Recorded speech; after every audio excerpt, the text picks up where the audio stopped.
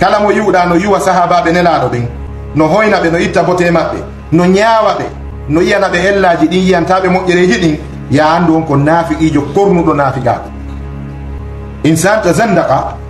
ko naafiqijo kornuɗo naafiqaku. sabu Allah tabaraka wa taala wi en ka suratul fathi o wi li yaghiza bihimul kuffar. Allah waɗi ɓe sahabaɓe fi ko mettinira ɓerɗe heferaɓe, bimana kala mo fi ɓeɗo mettataray ko honɗum. Allah wi sahabaɓe ko mettinirteɓe ɓerɗe kefeero, si tawi fi maɓɓe no metti aray ko honto ikkorɗa, mo ɓe yo ñawan ɗon hoore mum. ayyuhal muslimun, ko ono yo musidɓe julɓe tedduɓe, ko ɗum waɗi imamul baydawi,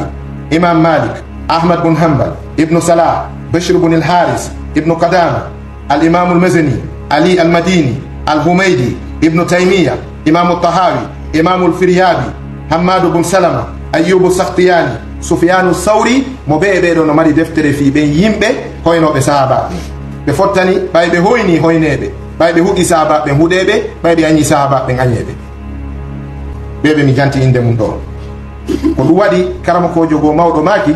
ndaru sahabaɓe nelaɗo ɓe ƴetta gotel e position ji ɗiɗi ko ɗon moƴƴatma. ƴetta position duwanagol ɓe yiɗugol ɓe weltoraɓe, hawra e sawaba ka Allah wi ɗon wallazina ja'u min ba'dihim yaquluna rabbana ighfir lana wa li ikhwanina allazina sabaquna bil imani wa la taj'al fi qulubina ghillan lil ladzina amanu rabbana innaka ra'ufur rahim. jeeɗa e ɓen, si tawi a falaka ɗin baraji ɗon kadi duwanagol mo Allah duwani Allah duwanoma, haray deƴƴu fanka. ƴetta ngala ayewal tilka ummatun qad khalat laha ma kasabat wa lakum ma kasabtum wa la tus'aluna amma kanu ya'malun. yalli en landitote fi ko watno hakkunde sahabaɓe. an a ñawete ko mama soroma e pati ma wadduno, kon ɗum no maɓimma fi ko feƴƴuno hakkunde sahabaɓe, wona an landitorte ɗum. tilka ummatun qad khalat, ɓen ko moftali feƴƴunoɗi, no wodaniɓe koɓe moƴƴinno, no wodanma an kadi probléme ji ma. acce guine en mapoden e koko nangi en ɗo, a falete liƴƴi ka ndiyan ha nora keeco ma, mi tañƴine hay kay fileji ɗin ka. jiyaɓe Allah, en barkinori inde Allahu yurminowo julɓe kefeero ka aduna, yurminowo julɓe ɓen tun kala kara, yettore e jarore wodanimo kanko Allah. Allahu tabaraka wa taala o ndaari ɓerɗe tagu makko ngun, o ƴewtike ɓerɗe jiyaɓe makko ɓen, o tawi ko ɓernde Muhammadu nden ɓuri moƴƴude e dendangal ɓerɗe ɗen. o suɓimo, o suɓanimo hoore makko, o nulidimo e ngal ɗo ndulal, e nduɗo ndulu waɗugol mo nelaɗo e dendangal ko wiyete kon saqalayni. wano wini noon wama arsalnaka illa kaffatan linnas bashiran wa nadira, e wano wini noon wama arsalnaka illa rahmatan lil alamin. an Muhammad min nularima si wona ko a yurmede wonande windere nden. an Muhammad min waɗarima sina ko a nelaɗo e dendagal yimɓe ɓen. Allahu tabaraka wa taala moƴƴori e makko, ɓawo o tawi ɓernde makko nden no moƴƴi hinde laaɓi, o suɓimo, o fawimo ngal ɗo nulal. ɓawo ɗum Allah tabaraka wa taala ƴewti kadi ɓerɗe jeeyaɓe hedditiɓe ɓen ɓawo ɓernde annabi nden, o tawi ko ɓerɗe ɓeɗo sahabaɓe ɓuuri moƴƴude, ko ɓerɗe maɓɓe ɗen ɓuuri laaɓude, ko ɓerɗe maɓɓe ɗen ɓuuri waɗorde ko wiyete yaqinaku e kulol makko kanko Allah tabaraka wa taala. o suɓi ɓeɗo sahabaɓe ko wona ministre ɓe nelaɗo sallllahu alayhi wa sallam, al wuzara'u bimana al ansar wal awan. Allah suɓi ɓeɗo sahabaɓe yoɓe wonu ministre ɓe nelaɗo on sallllahu alayhi wa sallam, ɓe wallitomo, ɓe tinnoda e makko, ɓe darano dina kan. ko noon le ɓe warri fa jahadu fillahi haqqa jihadihim hatta atahumul yaqin. ɓe tinni kamɓe sahabaɓe ɓen, ɓe darti fi dina kan, ɓe wakkilani dina kan, ɓe soobinani dina kan, ɓe woni e dow ɗum ha laje maɓɓe ɗen huuɓi e dow ɗum. radiyallahu anhum ajmain. allahumma jomiraɗo, min torike ma juulu e dow jiyaɗo ma on, nelaɗo ma on, ko ho adi ɓe sakkitiɓe muhammadin sallllahu alayhi wa sallam. Allah juulu e yimɓe bele bon makko laaɓuɓe laɓɓinaɓe, juula e dow sahabaɓe makko suɓaɓe suuta ɗigganɓe man, juula e dow lonto makko lontiɓe nelaɗo ɓen nayo ka arande lawol, ɗum woni aboubacrin, oumar, ousmana e ali. allahumma juuɗo e maɓɓe hisina. ɓawo ko ardi kon ɗo jiyaɓe Allah, koko wowi kon ɓe gandi ɗum ko adab min adabil minbar min kadimi zaman min al awwal, gila ka arande lawol nelaɓe ɓen e annabaɓe ɓen, si ɓe ƴawi ka gangunal mum, ɓe ardini jarnugol Allah, ɓe heedidira e hakkude jarore Allah nden, e ko ɓe faala yewtude kon konngol amma ba'du. ko ɗum waɗi annabi dawuda alayhi salatu wassalam ɓe wi ko kanko adi gollitirde ngol ɗo konngol amma ba'du e dow gangunal. ko ɗum si Allah tabaraka wa taala wi wa ataynahu fasl khitab, min okkimo kanko annabi Daoud ko wiyete séparation de thèse en français. séparation de thèse kamo yewti ɗum ɗa hemo faala yewtude ɗum ɗa o waɗa e bornure hakkude ko sennidira kaw iwi ɗon e kaw fokkiti ɗon. ɗum woni amma ba e wonde ɓe andintini en yen hulo Allah tabaraka wa taala jogitoɗen ko diina men kan woni en jannude kon, hara en jaɓari waɗɗade e laaɗe yimɓe egriɓe, yimɓe añamɓe, yimɓe haasidaku e konnagu. ɓe andanɗa hoore ma hiɓe gollitirde islamu on fi vansagol e fi yottagol e yimɓe ɓen e fi ko ɓe bonora e yimɓe ɓen, bal hiɓe gollitirde islamu on fi personne intérêt personnel ji, ko wiyete kon anania, égoïsme, mana ko ɓe faala kon e ko ɓe woni e dow mum kon sago maɓɓe ko ɗum tun nanoto, ko ɗum tun andoto, ko ɗum tun jokkete. ɗum noon hiɓe mahi e hoore haasidaguji e konnaguji, konnagol julɓe e haasagol yimɓe e gañanendi. ɓen noon no moƴƴini laaɗe, hiɓe moƴƴini laaɗe, hiɓe noddude yimɓe waɗɗagol ɗen laaɗe. khutba meɗen on ɓe laaɓani e reedu woto en jaɓu waɗɗagol ɗen laaɗe ɗon. la tarkabu sufuna alhaqidina walhasidin, woto on ƴaw e laaɗe ɓe yimɓe konnago e haasidi, ɓe mana woto wonu ko passager ɓe yimɓe aigri ɓen ɓe andanɗa hoore ma ɓen ko ɓe faala ko liɓugol teddule l'islamu ɗen, ɓe ɓanta teddule maɓɓe ɗen kamɓe. ko ɓe faala ko sennidirgol julɓe ɓen ɓe fecca mofte ɗen. ɗum noon komin kadimi zaman annabi sallallah alih w sallam ɓe faati tun ɓe yimɓe ɗon dari nden darande ɗon ɓe naati e sennidirgol, aybina sahabaɓe nelaɗo goo, manta woɓɓe goo, naata ka ɓengure nelaɗo, yewta hakkude sahabaɓe ɓen e ɓengure nelaɗo nden, faando waddidirgol ɓe e huɓɓugol yiite hakkude sahabaɓe ɓen, sabu si sahabaɓe lo'i dina kan lo'i. ɓeeɗo ko ɓe espion ɓe, ko ɓe émissaire ɓe, ko ɓe wusara'ul garb, ko ɓe wusara'ul yahud, ɓeeɗo ko ɓe ministre ɓe, ko ɓe wonɓe wallitade alyahudankoɓe ɓen e fi liɓugol dina kan. seede mum sincanɗoɓe laawol maɓɓe o ngol ko alyahudajo no wiye abdoullahi bun ubayy bun salul, yani ano sincanɗoɓe laawol ngolon no iye abdoullahi bun saba'in alyahudi. abdoullahi bun saba'in alyahudi ko kanko sincani ɓe ngol laawol, ko ɗum si laawol ngol no wiye at-tariqatu sabaiya. ko kamɓe kadi wiyete arrafida, kamɓe ɓe wi hoore maɓɓe ko ɓe shi'a. ɓeeɗo ko yimɓe hanaɓe renede e muɗum, yimɓe hanaɓe rentede e muɗum. o wi jiyaɓe Allah julɓe tedduɓe ande wonde malal julɗo e fawtare ɓernde makko heno wonanimo e nder mawningol ko Allah mawnini kon, e teddingol ɓen ɓe Allah teddini, e jebbilanagol kodduru e Allah on. allahu subhanahu wa taala ida qada amran fa innama yaqulu lahu kun fayakun. Allah si o muuyi hunde, o ñaawi wonugol hunde, o wiya nde tun wonu, so wi yo nde wonu nde wonay, ala wawɗo sakkade wodagol mayre. Allah no mari teddinaɓe, Allah no mari yiɗaɓe, Allah no mari ɓattinaɓe, Allah no mari townaɓe fi muɗum. mo wi liɓay ɓen o yanay o ruko, mo wi hoynay ɓe Allah teddini ɓen o hoyay, aduna on fof hoyna mo. ko ɗum waɗi musidɓe julɓe tedduɓe, ɓeɗo tedduɓe ɓeɓe Allah yiɗi, ɓeɓe Allah mawnini fi mum, nelaɗo janti teddule maɓɓe, nelaɗo reeni dimu maɓɓe, nelaɗo aynitani ɓe karamaji maɓɓe ɗin, mo ƴetti hunduko muɗum naɓi e maɓɓe, o wonata yiɗaɗo, o wonata tedduɗo. ko ɗum waɗi Allah tabaraka wa taala wi en ka suratul kasas e aya 6:7 o wi wa rabbuka yahluqu ma yasha'u wa yahtaru. joma ma hino tagude ko faala kon, himo suɓade kadi ko faala suɓade kon. wona fo wawata wonde nelaɓe, wona fo wawata wonde annabaɓe, wona fo wawata wonde lamɓe, wona fo wawata wonde almamiɓe, wona fo wawata wonde ceernoɓe, wona fo wawata heɓude jawdi. Allah suɓi e nder ko tagi kon, o waɗani ɗiɗo geɓe e nder tagu makko ɗum. si o waɗi ɗum an a jaɓari ɗum, Allah wi ma kana lahumul khiyara, ala na yimɓe ɓen suɓagol suɓingol Allah. Allah tabaraka wa taala o laaɓi o towi gay ko wona kafidede. jeeyaɓe julɓe, musidɓe an e dina e enɗam, no jeeya e tedduɓe tagu Allah ngun,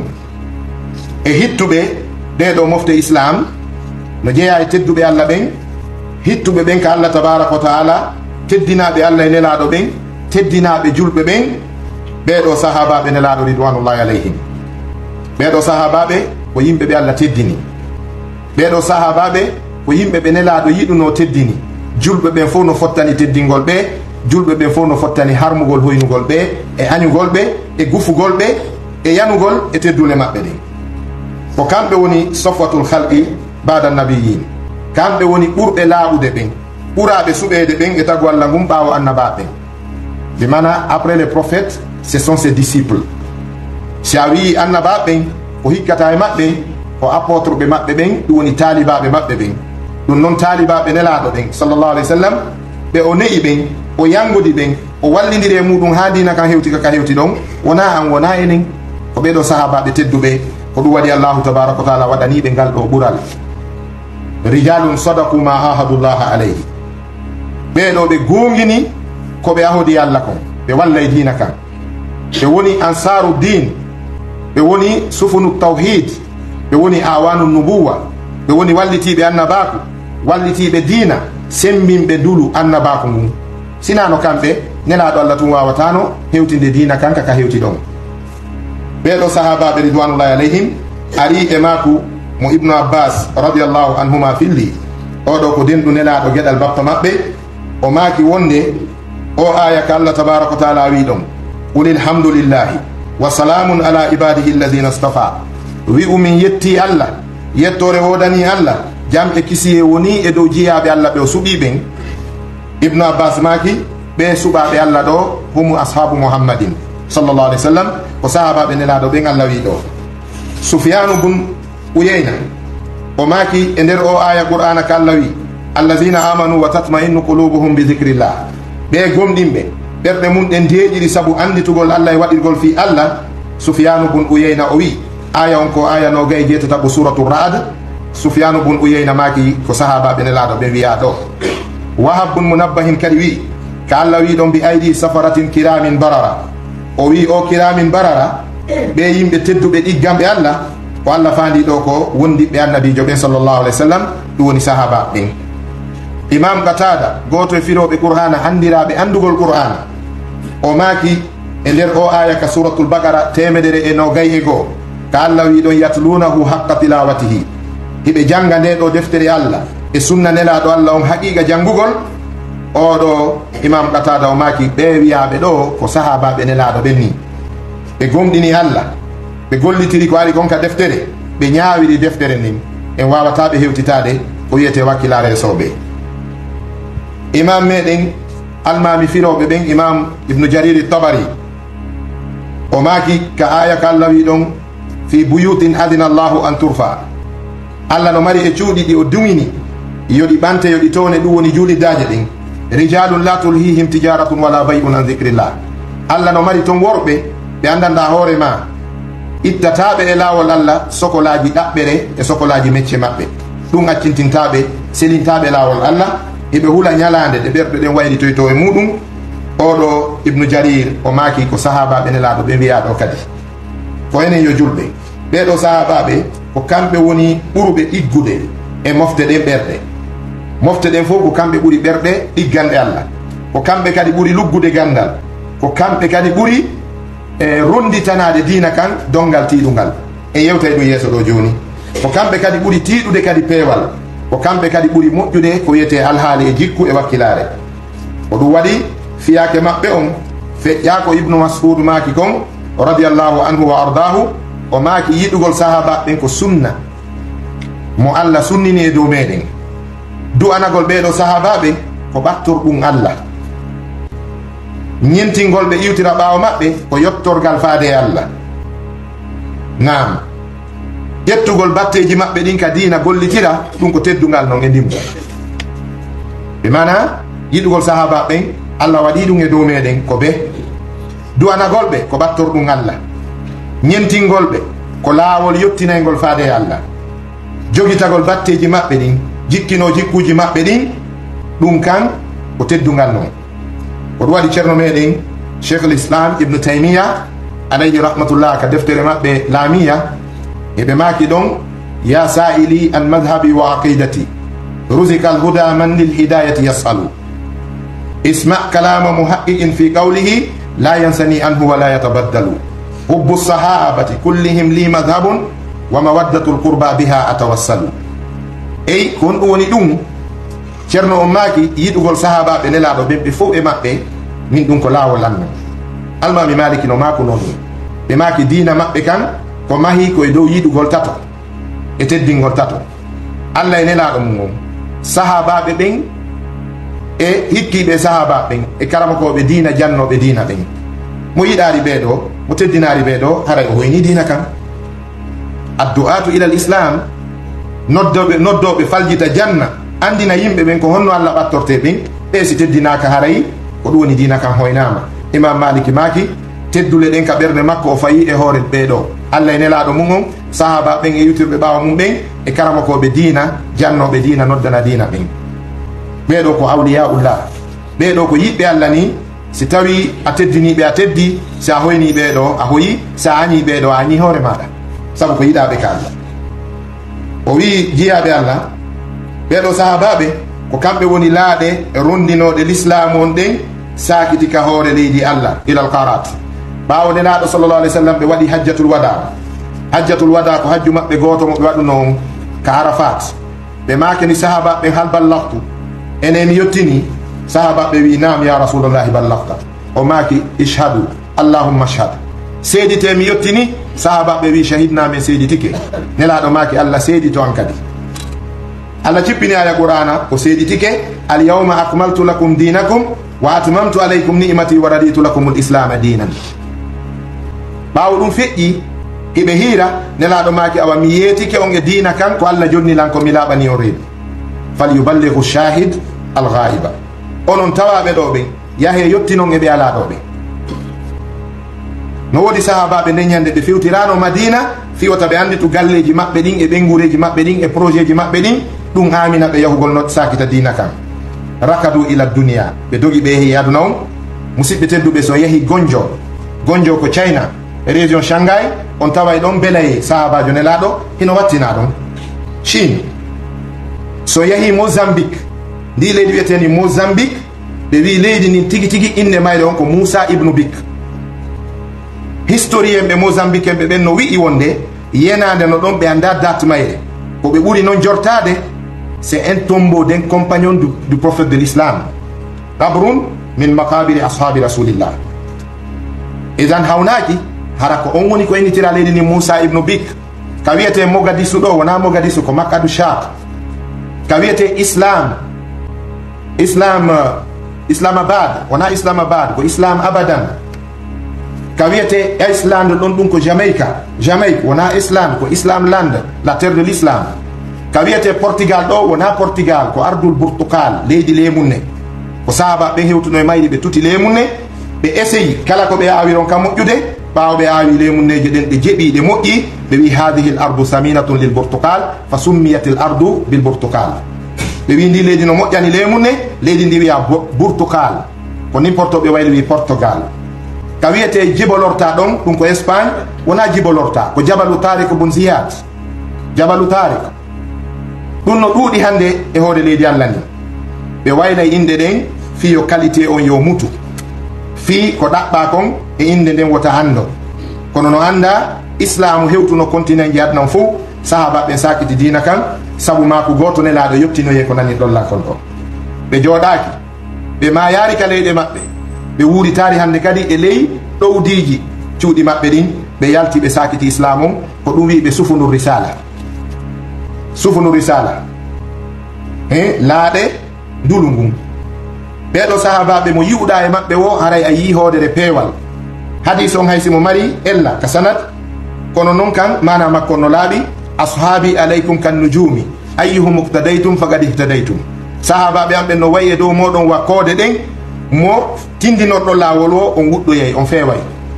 ɓeɗo sahabaɓe ko ɓeɗo woni muhajiruna e ansar o tan yejjitu ɗum muhajiruna e ansar ko ɓeɗo sahabaɓe ko ɓeɗo kadi woni tawanoɓe badri ɓen ko kamɓe tawano uhud kamɓe tawano khandak kamɓe kadi udditiɗe leyɗe naadi islam irak naadi islam kadi siya ɗum ko iran naadi islam afrique ɗo égypte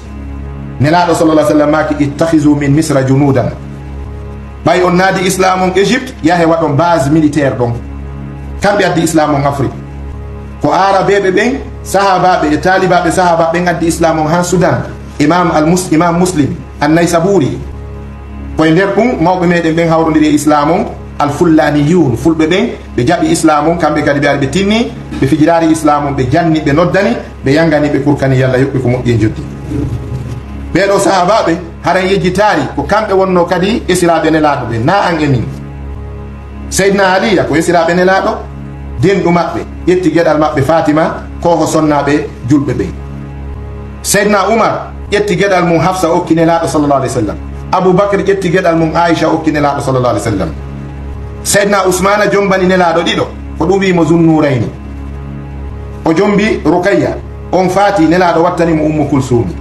ko ɗum waɗi Allah yurmi mawɓe meɗen eɓe janni en muhibi en majjaki ko nder ton kon. kam sayyidin fiha manutun bi sayyidin wa hasbuka bi siddiqi tilwa muhammadin wa bi sayyidil faruqi hasbi bihin qadin salatun wa taslimun ala qabri ahmadin wa qabri abi bakrin wa qabri abi hafsin. ɗum ɗo ko deftere nde janna den ni min fadaili sahaba e ɓure sahaba ɓen. Allahu tabaraka wa taala hirsi haala fi maɓɓe e aya qur'an. Allah wi ɓen attinoɓe aramɓe ka ferunoɓe wi makkari madina e tawanoɓe madina walliti dina kan e julɓe iwtirɓe ɓawo ɓeɗo ɓen. Allah welama ɓeɗo fop radiyallahu anhu. Allah welama ɓeɗo fop, kamɓe kadi ɓe weltaniki Allah. Allah maraniɓe aljanna hino ila sengo leyon aljanna ɗon calluɗi, ko ɓe luttoɓe kadi e ɗin aljannaji ɗon ɓe yaltata ɓooma. Allah wi ko ɗum woni malal mawngal ngal. idan musidɓe julɓe tedduɓe, haray ɓeɗo yewtugol fi maɓɓe ko yewtere nde lannata o hutuba jumani, wona conférence, wona débat, sako wiye ɗen wawi yañude ɓuri nin. en yondinora yeru ɗum ɗo anden tun ɓeɗo sahabaɓe ko tedduɓe ka islam, hanaɓe teddinede, hanaɓe yiɗede, hanaɓe mawninede fi muɗum. ko kamɓe woni waliyaɓe Allah aramɓe ɓen, ko ɓe woni yiɓɓe Allah aramɓe ɓen, ko ɓe faabino dina kan fewno tawi dina kan ɗuuɗa yiɓɓe. aqulu qawli hadha wa astaghfirullah li wa lakum istaghfiruhu ghafurur rahim.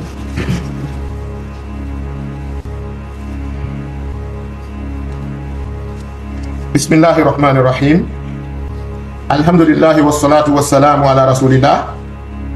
muhammadin sallallahu alayhi wa ala alihi wa ashabihi ajma'in. wa ba'du ayyuha almuslimun, fa inna al-islama yara li ashabi nabiyhi muhammadin sallallahu alayhi wa sallam fadaila wa karamat, wa yuhadhiru al-muslima min jurhi tilka al-fadaili wan naqri fi tilka al-karamat. ayyuha almuslimun, la takhudu fima la tazidu imanakum wala tuslihu lakum aqidatakum كما فعلت السبئية الرافدة. قال رسول الله صلى الله عليه وسلم فيما روي عن أبي هريرة رضي الله عنه: لا تسبوا أصحابي فوالذي نفسي بيده لو أن أحدكم أنفق مثل أحد ذهبا ما أدرك مد أحدهم ولا نصيفه، أو كما قال صلى الله عليه وسلم. جاء بالله فإن بركي نوري إندي الله يرمينو وجل كيف ركادنا مران وجل بنتو يرمي كلاكرا كدوي مو الرحيم كدو سوي هوري مكو الرحيم. yettore wodani Allah jam e kisi wono e dow oɗo annabajo nulaɗo Allah woni annabi meɗen Muhammadin sallallahu alaihi wasallam. yo Allah dumi jam e kisi e dow maɓɓe kamɓe sahabaɓe maɓɓe ɓen e yimɓe bele bo maɓɓe on e kala julɗo taaɓiɗo taɓande maɓɓe ka dina. jiyaɓe Allah musidɓe julɓe, oɗo islam o renani ɓe sahabaɓe nelaɗo ɗo teddule. islamu yiyani ɓeɗo ko wiyete mangural, ɓe ko ɓe wiyete mawna inde en, ko ɓe wiyete mawna golle en, ko ɓe wiyete mawna fiyake en. ɓeɗo sahabaɓe nelaɗo ridwanullahi alayhim. Allahu tabaraka wa taala islamu men on nde rentini en yo julɓe yuwugol ɓeɗo sahabaɓe e ŋappitugol teddule maɓɓe ɗen e natugol hoyna itta bote e fi maɓɓe. bal islamu rentini en e waɗoɓe ɗum ɓen kadi, bal islamu on rentini en e waɗoɓe ɗum ɓen. islamu nuli en yo en gañu ɓen waɗoɓe ɗum, yo en toranoɓe Allah peewal, yo en torano islamu, yo Allah dandu islamu bone maɓɓe, yo en yiltu jama on kadi e maɓɓe, yewten jama on fi maɓɓe. ɓe Allah tabaraka wa taala muyi wo yiltoto, ɓe Allah muyanari ɓen. wa ma ala rasuli illa al bala. fawaki nelaɗo sina yettingol, nelaɗo no ronkuno bappa muɗum. Allah wi nelaɗo lasta alayhim bi musaytir, a wonari wurtaɗo ɓe ɓe jaɓa. alayka al balagu wa alayna al hisab, an ko yettingol ngol fawima fewnugol ngol lima yeru fewoɓe ɓe fewna ɗum ko menen fawi. alhisabu huna bimana alhidaya pewal ngal ko Allah jogi kono non ko yen yottin e tagi falla ngon andinen ɓe ko homɓe woni lorrude dina kan andinen ko honto fitna woni iwrande dina kan bela jo ɓiɓɓe julɓe ɓe rentoto jeeyaɓe Allah ɓe wi wonde wota naadu hoorema e hunde nde ɓeydatama gomɗinal moƴƴinantama finde ma sellinantama fiyake dina ma wa konko yimɓe sabayyankoɓe rafidankoɓe ɓen naati e muɗum hoynugol moƴƴuɓe aranɓe ɓe Allah teddini ittugol bote teddinaɓe Allah jaasi nafi ɓen hittuɓe Allah e nelaɗo sallallah sallam seede mum nelaɗo Allah sallallah sallam maaki e fillaye mo Abu Hurayra filli ɓe maaki wotaw yennu sahabaɓe am ɓen few wotaw yennu sahabaɓe am ɓen la tasubbu ashabi wotaw yennudeɓe sahabaɓe am sabu noon mi wondiri Allah mo wonki hankin woni e juuɗe mum on si goɗɗo e mum waɗi sadaka ko fotota e fello uudu ngon hara ko kanŋe fello uudu ngon hingo ɓuri ngo kakuɗuma ɗo jallude hingo ɓuri ngo mon dixine wongo gondi breka few fello uudu ngon si a munciti ngon fof a watti gange a waɗi sadaka fi Allah ta ko sadaka laaɓuɗo pos wona ndure wona mbile ko fi Allah waɗirɗa nelaɗo maake a hewtitota ko baraji sahabajo ko ittuno muudore wotere sadaka haysi ko forongo watno wurin a hewtitota ko sahabajo on hay feccere muudore makko sadaka bimana sa waɗi wa fello uudu ngon sadaka kanŋe fi sabilillah sahabajo ƴetti wano foron tiga ma foron foññe o waɗi ha muudore heewi o itti sadaka a hewtitota ko mo baraji hara ko kanŋe ittuɗa sadaka joni no wawi wiide ɗo prado wal e babiru no fota